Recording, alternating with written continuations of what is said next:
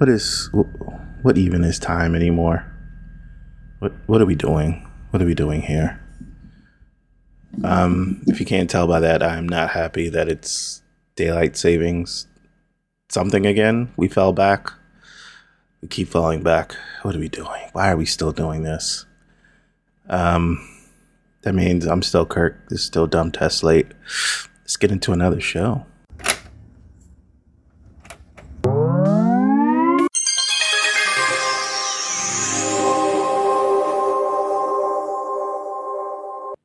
Now time for some interactive fun.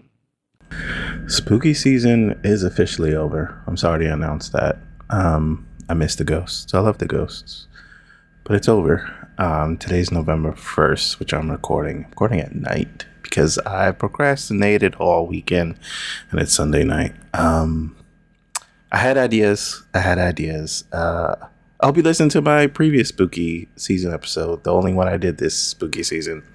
Like I said, I had goals and ideas. But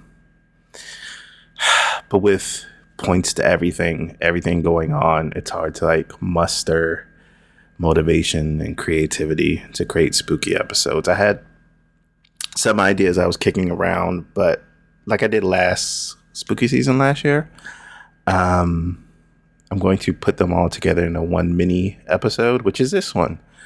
But kind of with a twist, since it's been a couple years where Christmas and holiday season moves up closer and closer and closer, which everyone's it's November 1st, so Mariah Carey is defrosting. I wanted to do my spooky ideas that I didn't fully fledge out. They were kind of half ideas. I wanted to do that, but kind of in a way leading into holiday season, but not fully. But holiday season as whole old holiday tales that are kind of still creepy too, what is it? A Christmas Story or A Christmas Tale? Hang on, let me check. Okay, A Christmas Carol. That's what I was thinking of. I googled that. I didn't use AI. We don't use AI anymore, or we try not to. A Christmas Carol. You know how Ebenezer Scrooge is haunted by three ghosts, past, present, and future. These three mini spooky going into holiday seasons are going to be like that. They're based on stories with past, present, and future elements, but they're separate. They're not one person and seeing their past, present, and future as far as an outside presence, seeing how they affect people, or where they've come from or where they're going to. But there's spooky ideas that are based on past, present, and future, not so much like ghost stories or what you would consider usual spooky season stories, but they're kind of spooky. Okay.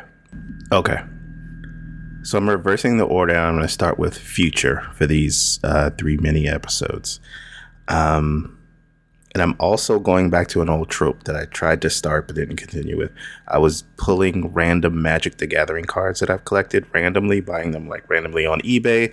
I'll just say randomly one more time to complete the three-peat. eBay and Amazon and at card shops. I was going to pull a Magic the Gathering card and kind of create the story around that, or use it as an example or inspiration. So for this future kind of spooky-ish going into holiday story, I pulled the card Soul Seer. Okay. And also, I have to back up. This is a story I'm creating, but a lot of my stories are kind of based on something that happened to me or something I heard on a true crime podcast. So this one is based on something that did happen to me. Not Halloween night. That'd be perfect. It was Halloween night. A couple, let's say 1 or 2 weeks before Halloween night, there was a really bad storm. And I have a small dog who is terrified during the storms.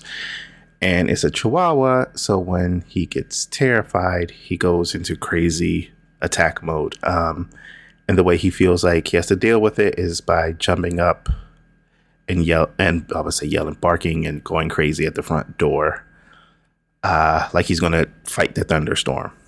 Because he's a Chihuahua and he has voices in his head.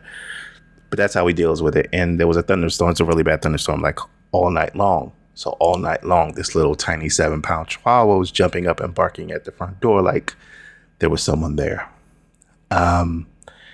And I don't know if I've only heard this urban myth once that kind of like the vampire let the right one in. If there's a knock on the door during a thunderstorm, you're not supposed to open the door because there's no one there. It's like you're letting in a spirit.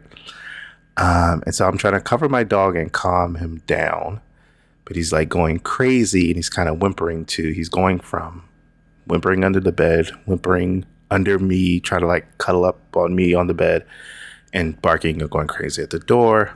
And one time he's whimpering, me and not getting any sleeping, being very frustrated and tired.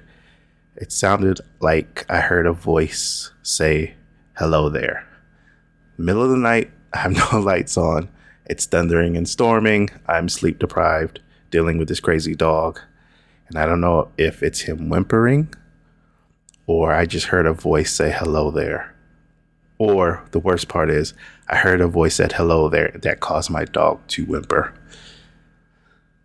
I didn't open the door, but I had that frustrating point where you're totally frustrated and totally tired, where I was like, I'm just going to open the door and kick the dog out.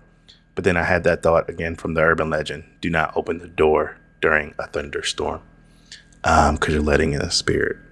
Let me know if you heard that one. Find me on the internet. It's not in real life. Just find me on the internet. It's Dumb Teslate on Instagram.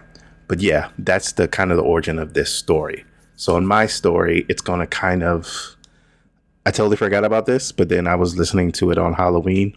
The great poem, The Raven by Edgar Allan Poe, how he had a visitor, the Raven, and he keeps asking, "Are you my dear departed Lenore?" Raven replies, "Nevermore." I always envisioned that conversation, that if it is Edgar Allan Poe or if it's a character he's creating in that poem, them yelling and losing their mind at the Raven about their dear departed Lenore. So my character in this story is going to be the same kind of setup where they have a dog that's going crazy in this storm. But then there's a visitor at the door, and my character is terrified along with the dog because the lights go out. You know that thing where the lights go out at night during a storm. But then through a window, he can see a figure moving at the door. And also, similar to my front door, there's no peephole. So I have to use like a front door ring bell camera. And my character can't see like a person. He could just see a large figure when the lightning strikes, which freaks out his dog. The dog's barking. He's terrified of this figure at his door. He knows that urban legend not to let anyone in. So he's kind of terrified. He's there with his dog trying to comfort this dog, but the dog is freaking out and it's frustrating and angering him. And he also remembers before the storm, he was trying to calm himself down, which is something I was doing. And I was using a sound bowl to I'm big on like sound baths and to like center yourself and calm yourself. But I was trying to do that coincidentally before this storm. And it wasn't doing it. The dog was kind of freaking out because I think the dog can sense the electricity from the storm coming, and the dog was this is real life. My dog was panicking, and I'm trying to do this sound bowl, and then my neighbors decided to play music, and I kind of had an angry outburst. So I used that in this story. My character isn't dealing with anger well. He kind of was doing that same thing with the sound bowl, and when he had an angry outburst while doing this sound bowl, and it basically, he doesn't realize it, but he caused the storm, he caused this apparition to come and visit him. His anger did that. The storm kind of slows down and he feels like everything is okay. The dog is calming down, but what he doesn't realize is that the thing that visited him at his door, there was like a crack in the window, because it's always like a little crack in the window. You don't see it. The spirit came through that, kind of like the Lich in Adventure Time. Yeah. And it goes into like the dog toy, and the dog runs out and bites the toy, and the dog is possessed by this visitor, this paranormal spiritual entity visitor. And my character in this story realized that, and then it uses his dog that my character was kind of being angry towards because he couldn't control him in this storm, and he uses that to basically transform into this very terrifying figure in front of my character. My character keeps asking him, who are you? Why are you here to visit me? And then there's always that scene in like horror suspense movies where something walks past a mirror, or there's a shot in the mirror where you can see the character for the first time. And when that happens, my person in the story realizes that the character is a version of themselves. It's a future version of themselves. They're being visited by what, if they let their anger keep guiding them, directing them, and controlling them, the terrible future they will become. Because they're like a spiritual person and all this stuff. But if they let their anger control them, they become the demon. They become the negative energy that's visiting them now. My character realizes that and realizes that they need to work on themselves. Essentially, they're visited by their future to show what they're going to become if they let anger and hatred and all this stuff that they cannot control or they think they're in control of guide them. And of course, that they don't get killed or something. It's the story is showing them their future. They're visited by their future spirit of themselves. That's the future story, future spooky story. All right. So next we're going to do the present. Okay. Oh, sorry. I just hit my hand on the table. I'm saying sorry to myself. Or if there was a weird noise there. We're in present time. This story is around the theme of present time. Or as close to, I can BS that it is close to present time. But stick with me. So, for the Magic the Gathering card I'm playing for this one is called Reconstruct History. Because this is set in the present, but it's going to be kind of themed with reconstructing history. Okay. You're thrown in a media res. Think of a superhero that is from DC Comics that was thrown to Earth by an alien planet that was dying. And then they were saved and they were brought up to be human. And they have like this pledge to protect the human race. Think of that kind of hero, but don't name them. Okay. That kind of hero that saves people that fall from newspaper buildings. They have this little secret life, but they're a superhero. Everybody knows them. They look up. It looks like a bird or a plane. That superhero that sometimes wears tights and has a letter on their chest, but don't name them. That superhero. We're in the world. We're in the major city that they only save people in. Okay, think about that. Don't name it. Just call it Liberty City, or aka New York.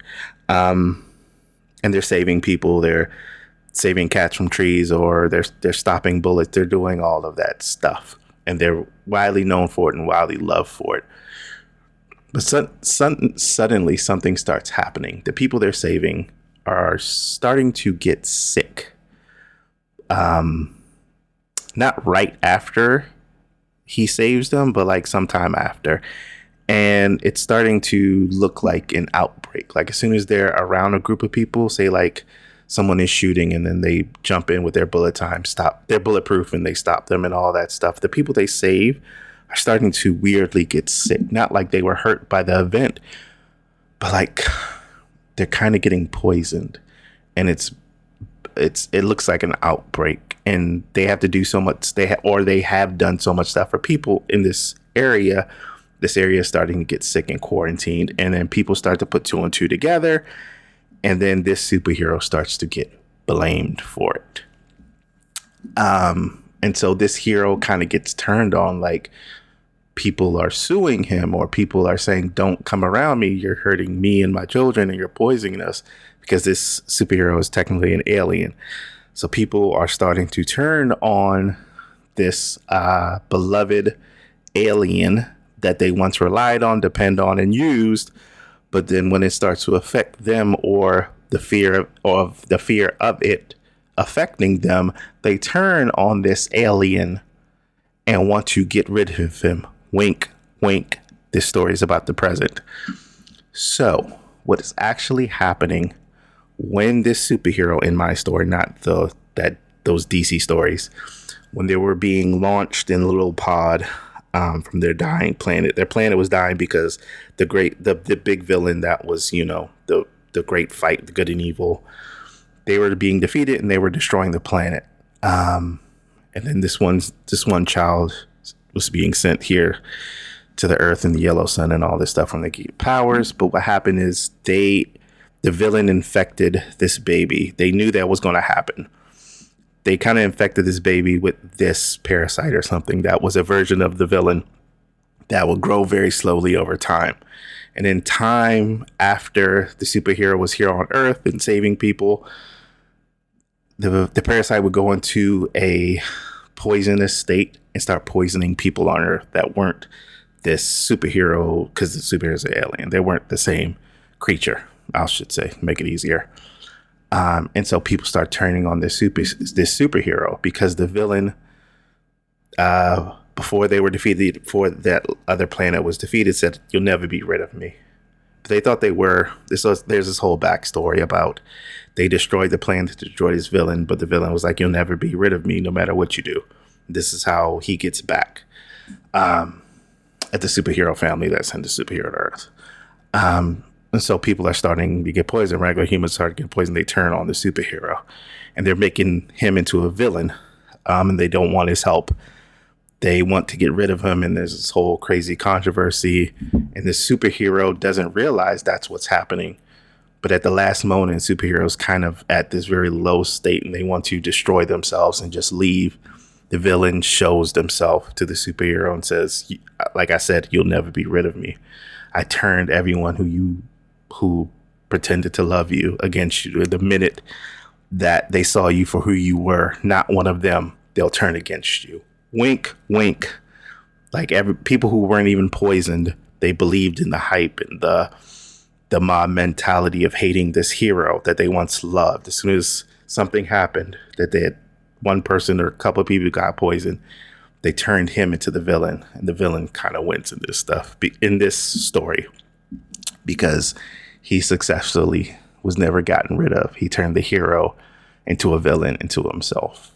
And that's my kind of spooky-ish present day story. Wink, wink, of people turning on aliens. Wink, wink. Okay, so the next one will be the past. Oh, wait. The real true life story, there was a podcast I listened to kind of about like weird and mysterious stories. There was this town in Brazil where a hospital kind of was abandoned and people kind of broke into it to like salvage it, and they took something out and they didn't know what it was. Like they broke into, it was like an abandoned hospital, so they found something they could salvage and sell for like raw materials and something, and they found like a canister, and it was kind of passed throughout the town, and everybody was playing with it because it was like glowing dust. Like kids were playing with it, and people were passing and sharing it with each other because it was glowing at night. It looked like something magical, but it was radiation. It was making everybody in the town sick. It took people a while to kind of figure that out. So that's the true life that actually, I think it was in Brazil or somewhere in South America where that was actually happening. So that's the kind of true life that was based on. So next, I'm going to do the past story. So give me a second and it will be the past. Hey, welcome to the past. Well, not really. Okay, this is going to be the last spooky-ish story that's set in the past. Because like I said earlier, I was working backwards. And for this one, the card I'm using or playing is called Crack in Time. It's the easiest one. Crack in Time, my Magic the Gathering inspiration card.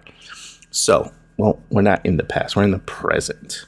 And this story is going to be set with a couple. They're in the car and they're going on a date. But then they're not almost older. They're a couple that's been together for a while. You know, that couple that's just used to each other.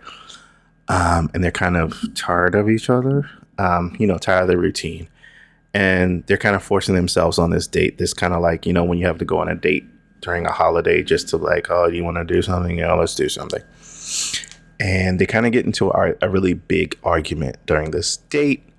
They're like downtown or something. They get into this heated argument and they kind of like, don't want to talk to each other. They kind of go separate ways. They're in like this downtown area with all these restaurants and bars and clubs and all this stuff, where they've been to many times. And one of the members of this couple turned the corner, and they're kind of like you see them flashing back or thinking about this relationship and how it's causing them a lot of stress and how they feel like they're stressing out their partner and maybe they shouldn't do this anymore. You see them kind of stressing about that and talking to themselves, thinking this isn't worth it anymore. We can't do this. And they're in a really depressive state because they see the kind of the life of the relationship. And when they turn the corner, they realize that everything about this like area they've been to so many times is different. Like the buildings looks like the same, but all the storefronts are different.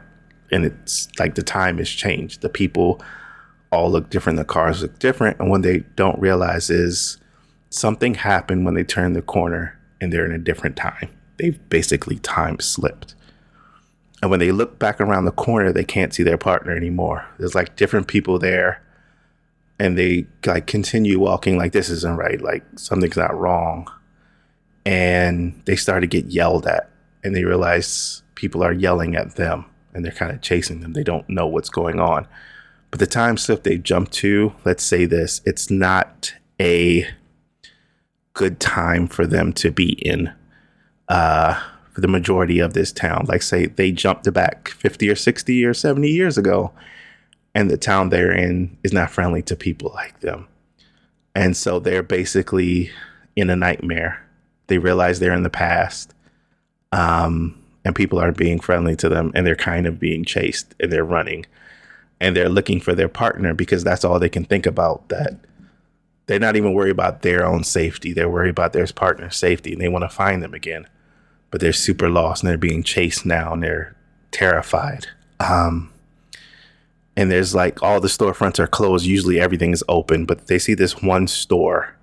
It's a record store, it's a record store. What they think is like vintage, but since they're in the past, it's not vintage. It's a current day record store. They run it there. And they see a person who is just sitting behind the counter. And they say, hello. But they realize that when they entered the store, everything changed. It's now a vintage store again, and they're in the present day. And the person just keeps looking at them.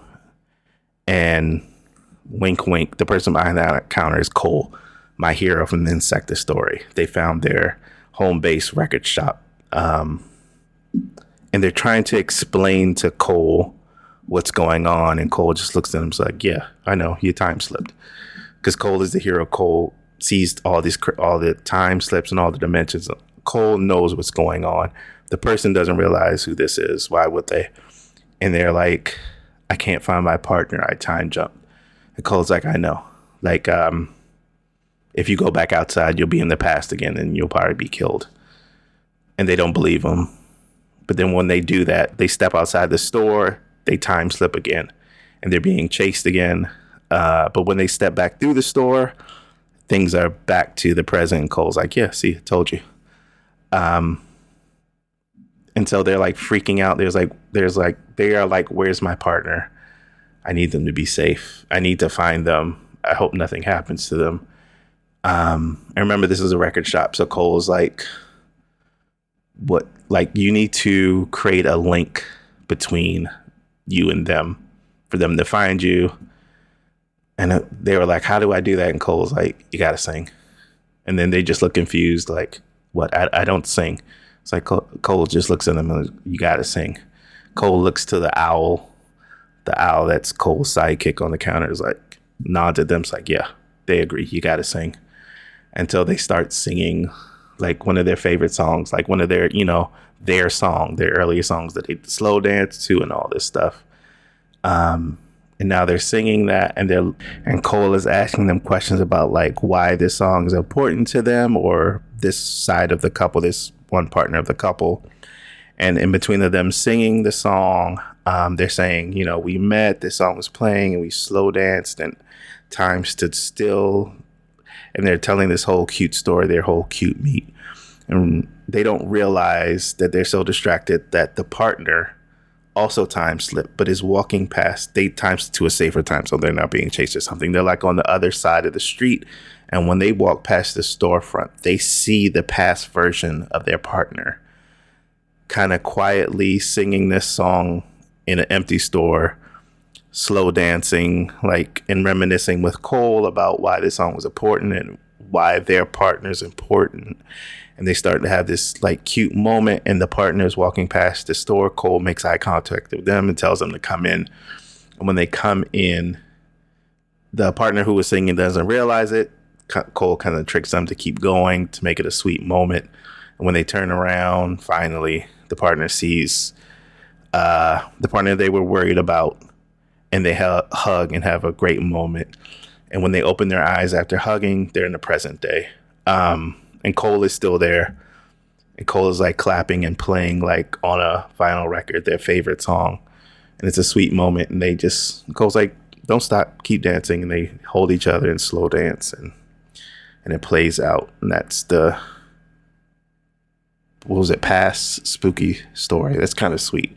I like doing at least one sweet spooky story where it's like you think it's spooky or something bad is going to happen, but actually has a good outturn. Like one of the earliest ones I did was the hitchhiking ghost. Like the taxi cab driver picked up a hitchhiking ghost, but it turned out to be like his mother who passed while giving birth to him because of a car accident, but he picks her up every like Halloween and they have a good chat and meet up. And this one is sweet. Like they're both one partner time slipped into a very tumultuous and scary time, and they're only worried about their partner, but the song and the singing brings them back, and they're together in Cole's shop. I bring Cole back. So yeah, that was my mini-sode spooky jumping into holiday season kind of episode. Yeah, thanks for listening. I'll put a little secret at the end of this. I'm trying to do more like quick recordings of story ideas. Like I did this one in the car. I'll play it at the end. But thanks for listening. I'm still Kirk. I'm sorry for confusing you. I always confuse everyone when I'm telling a story. That means this is still Dumb Test Late. I'm rambling, so I'll end the show there. And we'll continue on with the next one. Hopefully soon if I don't procrastinate the night away. But bye. Thanks for listening. Okay, hopefully the audio is picking this up because I'm in my car driving home and I have a short commute, thankfully, but less time to record. Here's my idea for alternate universe of Cheers. Okay, I've always wanted to be like a regular somewhere, like at a bar or something, like a place where everyone knows your name and you walk in and everybody yells, Norm! I've always wanted to be that, but I don't like bars. I don't like drinking. So for this, it will be a bar, like an after-work happy hour type of thing, but instead of the traditional alcohol, there will only be coffee or tea. And so the alternate universe is, instead of like Sam and Diane and Norm and everybody else, everybody will be Frasier, because they'd be drinking coffee and tea. So it would just be a bar with no alcohol, no sports talk, not even that much talking. It would just be coffee and tea, after work happy hour, people relaxing after work and unwinding. And like I said, not that much talking, and we would just sit around and listen to like vintage records. I'm pretty sure I saw something on YouTube. There's like, I don't watch TikToks. There's something in Japan like this, maybe, because Japan has a really cool, polite culture that I envy sometimes. But yeah, this is my idea. Maybe it'll turn into like an alternate universe of Cheers, where everyone knows your name and it's Frasier. It's a bar full of Frasiers. That's what I'm going to call it. All right.